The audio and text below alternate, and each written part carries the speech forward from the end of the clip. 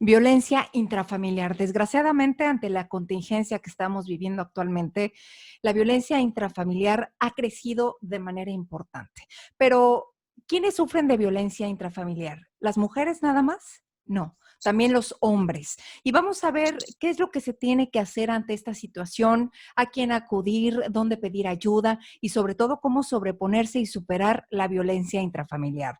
Para ello hemos invitado a nuestra consentida de este programa, la doctora Gida Ortiz. Ella es psiquiatra y especialista en TOC, en trastorno obsesivo compulsivo. Doctora, bienvenida, Gida, qué gusto saludarte Qué gusto nuevamente. saludarles nuevamente desde casa. Desde casa, quédate en casa, por favor. Doctora, desgraciadamente, números que han alarmado. ¿Qué tanto ha aumentado ante la contingencia la violencia intrafamiliar en nuestro país? Pues al parecer hay muchos datos, muchísimos, pero en esto tenemos que hacer una diferencia entre datos oficiales de la Secretaría de Gobernación Ujú. hasta datos no necesariamente falsos, sino datos que por la situación en la que estamos tarda un poco más en cotejarse la información, ¿no? Nosotros sabemos que, y lo podemos recordar muy bien, antes de esto de la pandemia estaba mucho el movimiento feminista. Sí. ¿Por qué? Porque la realidad es que no, más que un movimiento, ya hay muchísimos organismos que están dedicados a la atención de las mujeres, a la atención no solo de todo lo que escuchamos de la delincuencia organizada o de otros tipos de delincuencia, sino también a protegerlas dentro de casa. Entonces hay muchos organismos, incluso muchos institutos. Aquí en Mérida tenemos Sí. muchísimos institutos muy buenos y centros especializados en atención de violencia intrafamiliar. ¿No? También tenemos que entender que todo esto de la pandemia y la contingencia, pues es algo a lo que no estábamos preparados. Entonces, están tardando un poco más en, pues tal vez, recabar datos de una manera más eh, Y de pues digna, ¿no? clara, fidedigna, Sí. tal vez haya algunos datos que puedan llegar a cambiar en general, pero encontramos datos muy interesantes. Por ejemplo, el Instituto Municipal de la Mujer, que tiene un número en el que se pueden recibir llamadas de auxilio, dice que recibieron todavía desde que empezó la contingencia en estos 2 meses, marzo y abril, recibieron Ujú. 181 llamadas. Y ellos refieren que previo a esto habían recibido entre 40 y 47. Wow, Entonces, se estamos hablando que triplicó. las cifras se cuatriplicaron, Sí. ¿no? Y algo muy importante que hay que entender acá es que es una situación mucho más complicada de lo que podemos analizar, mucho más complicada que en números. Entonces, tenemos que considerar otros factores. Platicaba yo con una Ujú. compañera que está en el centro de atención a la mujer. eh, y yo le preguntaba, bueno, ¿qué pasa ahora que está el encierro? Si a mí me violenta mi pareja, y yo aprovechaba cuando aquel se iba a trabajar o salía de casa para poder informarme, llamar, pedir ayuda, y ahora que estamos forzados a permanecer en casa, ¿en qué momento voy a hablar? Le comentaba yo a ella, ¿no? Y Claro. me decía, así es, déjate de que sí es cierto, hay un gran número de mujeres, hombres también que son violentados, como decías en la introducción, Ujú. que denuncian, pero hay un grupo muy grande que Que no. no denuncia, Entonces, claro. realmente las cifras no podemos tomarlas tan universales, pero solo estos datos pues nos escandalizan, ¿no? Sin embargo, también hay otros datos que también es nuestra responsabilidad dar todos los tipos o bueno, toda la información que podamos al auditorio. Claro. La Secretaría de Seguridad Pública dice que disminuyó aproximadamente un 50% de las 55,2% en promedio, disminuyeron las llamadas relacionadas con violencia de pareja. Y es algo curioso, ¿no? O sea, Claro. parece que estuvo maravilloso todo esto de la ley seca, parece que nos está beneficiando, pero otra vez no podemos tomar los datos tan absolutos porque hay muchas La circunstancias. ley seca es otro tema. La ley seca es otro tema. Habrá quien esté de acuerdo, habrá quien no esté Claro. de acuerdo. Em, Tampoco se trata de criticar a las autoridades, porque la realidad es que nadie, los médicos no estábamos, eh, el público, las personas en sus comercios, las personas que se dedican a muchas cosas, e incluso en todo lo que es las secretarías de salud, de gobernación, nunca habíamos pasado por algo como lo que estamos Correcto. pasando ahora. Entonces es muy Doctora, fácil criticar, pero pues la así realidad es. es que los protocolos El pues punto se es que hay están cifras que realizando. subieron, desgraciadamente, y hay Ujú, un síndrome de contingencia. No es cierto, un ujú, síndrome de cuarentena, perdóname, doctora. ¿Qué es este ujú. síndrome de cuarentena? El síndrome de cuarentena es justamente este nombre que se le da al, pues la adaptación que tiene que hacer ese cerebro al estilo de vida. ¿Qué es esto? Que Ujú, resulta que ahora muchas personas, la mayoría de las personas, sea que tenían síntomas de salud emocional o mental o conductual antes o no tenían, resulta que ahora están teniendo frustración, insomnio, irritabilidad, síntomas depresivos, eh, incluso cansancio. Y esos son algunos de los síntomas. Muchos están teniendo ujú.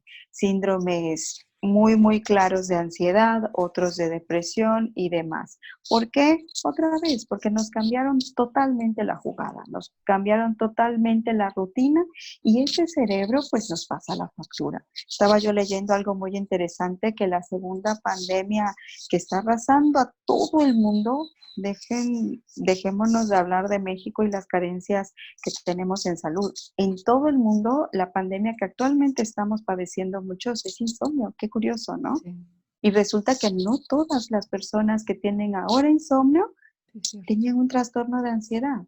Mucha gente estaban sanas, muchas Sí. personas estaban sanas y ahora tienen insomnio y conocen lo horrible que es el insomnio, pero sí son consecuencias de las circunstancias que estamos viviendo. Correcto. De hecho, hemos hecho programas de ansiedad. De hecho, hay 2 temas, ¿verdad? Que 2 Ujú, sí, programas los vamos a estar compartiendo para todos ustedes, ujú, porque es importante que tengan esa información. Ahora, doctora, claro. hablemos de tipos de violencia. Sabemos que hay la física, la emocional y la psicológica. ¿Qué tipos de violencia pudiera vivir una persona al mismo tiempo? Bueno, al mismo tiempo podría vivir todas. La Comisión Nacional de Derechos Humanos es muy específica y nos dice que hay diferentes tipos de violencia. La física, donde sufrimos actos intencionales en los que se daña nuestra integridad física, la psicoemocional, donde tenemos insultos, amenazas, celos, indiferencia, descuido, abandono, etcétera, en los que nos afecta en el autoestima, nos afecta psicológicamente. Hay un tipo de violencia patrimonial, Mm, casualmente algo que estaba yo investigando y que es muy interesante cómo está bien definido. Dice que se perturba la propiedad o la posesión, o sea, documentos personales, etcétera, como esto de decir, no, pues es que yo no tengo identificaciones. Y me dice, ¿cómo no sí. vas a tener una identificación? No, es que mi pareja me las maneja. Y me dice, ah, ching. Wow. Y en esto, como que podría alguien decir, ah, bueno, ¿será violencia eso o no? La Sí. Comisión Nacional de Derechos Humanos le da un nombre y se llama violencia patrimonial. Exacto. Está en el consenso de derechos humanos y está Correcto. como el derecho de las personas a vivir libres de violencia se vulnera al tener estos tipos diferentes. Violencia sexual, cualquier acción que implique o lesione la libertad, el desarrollo psicosexual, violencia económica. Y Correcto. nosotros tal vez espero que no, pero haya tantas personas, pero es más común de lo que se piensa. Sí, Eso de de, acuerdo. no, no, es que no me dan dinero porque yo tengo todo en la casa y tengo todo hasta para los niños, entonces no necesito dinero. Y uno dice, bueno, pero si hay una emergencia, Claro. Y si, por ejemplo, no lo sé, necesito comprar, bueno, para las mujeres algo muy básico, toallas femeninas, y si no hay, o sea, resulta que por eso ya se empieza a definir muy bien. Y cuando Wow. definimos un problema, le damos la categoría que merece. Sí hay violencia de tipo económica. Y por último, hay una muy interesante, pero lamentablemente muy común, que se llama violencia contra los derechos reproductivos. Actos o omisiones en el que se vulnera el derecho, aquí específicamente mencionan a las mujeres, a decidir sobre su función reproductiva, o sea, a decidir cuántos hijos quieren tener y qué tan separados. Resulta que ya está bien definido y es un derecho de la mujer Ujú. libre el poder decidir cuántos hijos y qué tan separados están. Y cuando no pueden decidir, cuando se les forza, eh, estamos hablando de un tipo de violencia, según la Comisión Nacional de Derechos Humanos. Entonces, una mujer decide tener 2 hijos y el marido quiere tener 5 y la forza, ¿está violando o está teniendo violencia hacia la mujer? Según la Sí, Comisión de Derechos violencia Humanos. casualmente son dos, y es lo que me preguntabas, ¿cuántos Sí. puede una persona sufrir? Bueno, aquí estamos hablando básicamente y según definiciones de una violencia sexual y de una violencia contra los derechos reproductivos, ¿no? Y con esa sencilla frase, y si nosotros analizamos el entorno real de esa pura persona, puede ser que nos demos cuenta de que lo común es al contrario. Una sola persona sufre distintos tipos de violencia simultáneamente, o sea, al mismo tiempo. Las mujeres obviamente sabemos que podríamos ser más vulnerables a ser víctimas de la violencia intrafamiliar, pero también el hombre, doctora Gida, los hombres Claro. también están sufriendo violencia, a lo mejor no tanto física, pero sí psicológica y económica.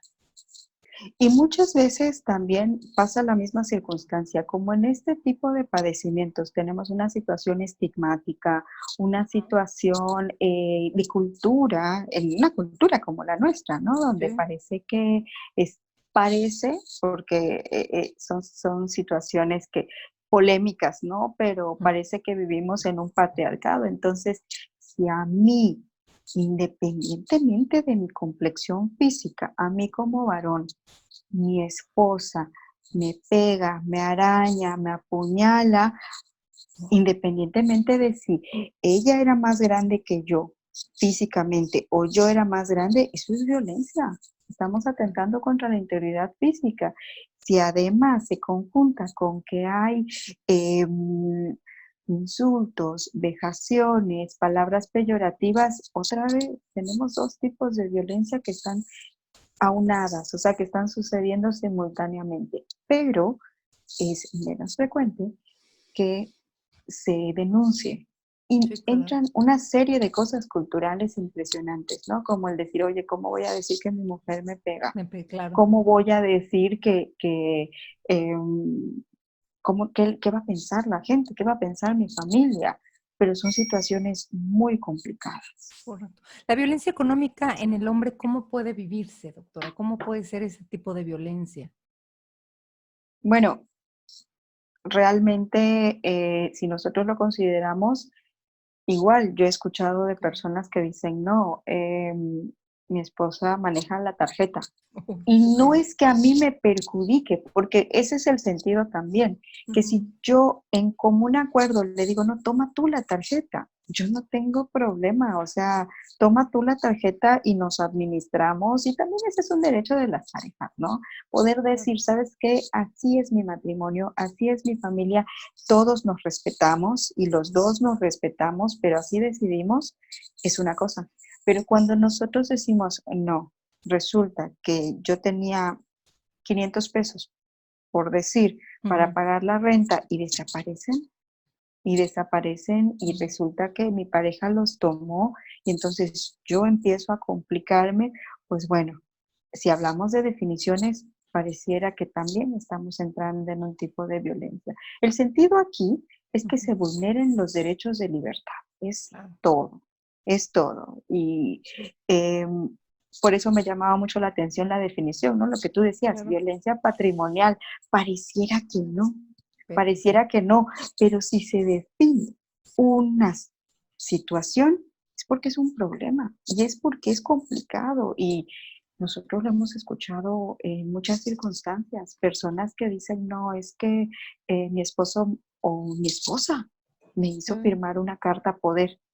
Y resulta sí, que claro. ahora ya empeñó la casa y es la única que tenemos. Y uno dice, ah, ching, ¿qué pasó acá? ¿No? O Sí, sea, claro. eh, eh, em, otra vez, si lo pensamos, si se vulneraron mis derechos, mis libertades, entonces estamos hablando de un tipo de violencia, Violencia independientemente de quién la recibe. del género, claro. Exactamente.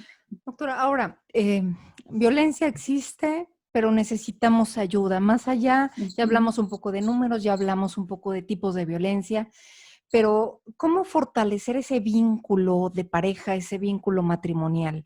¿Qué hacer? Tú como psiquiatra, como especialista, ¿qué podemos hacer en ese vínculo para fortalecerlo y evitar la violencia intrafamiliar?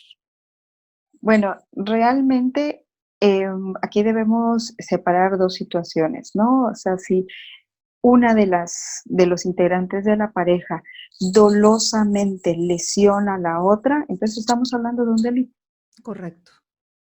Y, y podemos nosotros decir que toda la persona tiene síntomas de psiquiatría, pero no soy experta en psiquiatría forense. Sin embargo, en psiquiatría forense, cuando hablamos de situaciones de legalidad, si una persona tenía conciencia de sus actos y de las consecuencias, es un delito y no hay justificación que pueda sobrepasar eso, ni siquiera decir es que tengo un problema. Hay un autor muy interesante que habla acerca de la psicoterapia y que ha escrito muchos libros y dice, todos nosotros tenemos traumas, todos hemos vivido muchas cosas por muchos motivos, ¿no?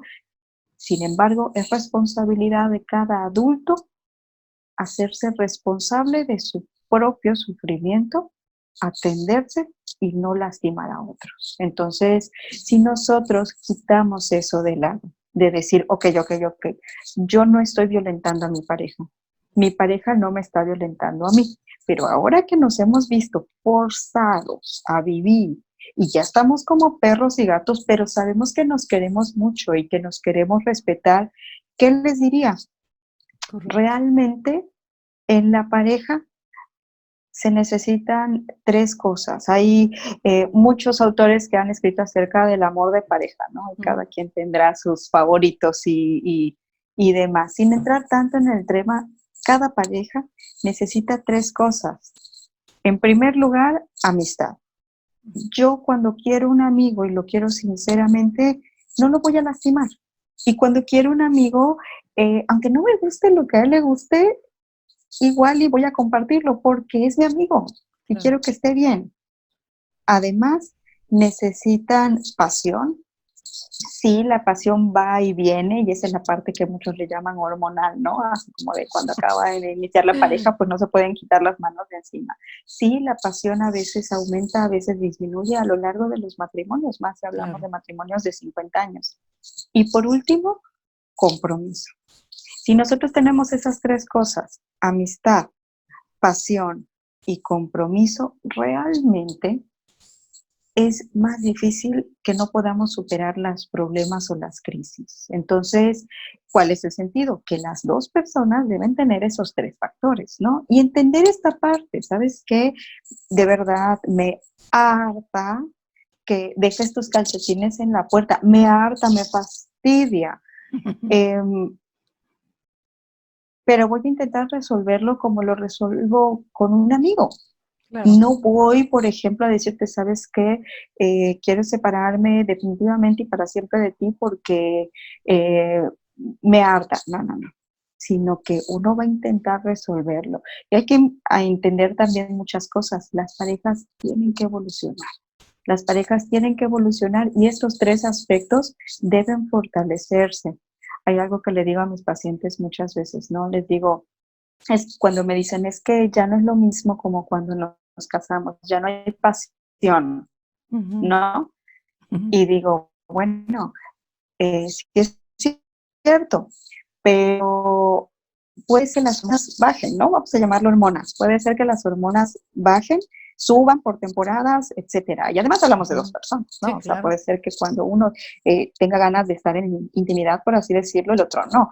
Pero bueno, les decía yo, ¿qué tendrán si nosotros vemos de esas parejas que tienen 90 años de edad y 50 de casados, ¿no? Que dicen, no me inventes, o sea, 50 años. Sí, ¿Qué claro. cuando los vemos sentados en el parque, agarrados de las manos o platicando y riéndose? Y uno se pregunta, ¿qué tendrán? O sea, ¿cómo lo habrán hecho, no? ¿Será que no se saben todas las historias? ¿No han vivido exactamente lo Claro. mismo, pero se están riendo? ¿Será que tengan la misma pasión como cuando eran recién casados? Probablemente no. Pero Ujú. entonces, a lo largo de la vida de pareja, esos tres factores se deben fortalecer. Si Amistad, nosotros pasión sabemos y compromiso. amistad, pasión y Y compromiso. compromiso. La pasión es casi, casi automática, sin embargo, pues también, o sea, se debe procurar. Pero lo que Claro. es la amistad y el compromiso son básicos y se deben fortalecer. Entonces, creo que lo hemos mencionado porque lo menciono mucho. Los japoneses tienen una palabra que usan cuando se refieren a las crisis.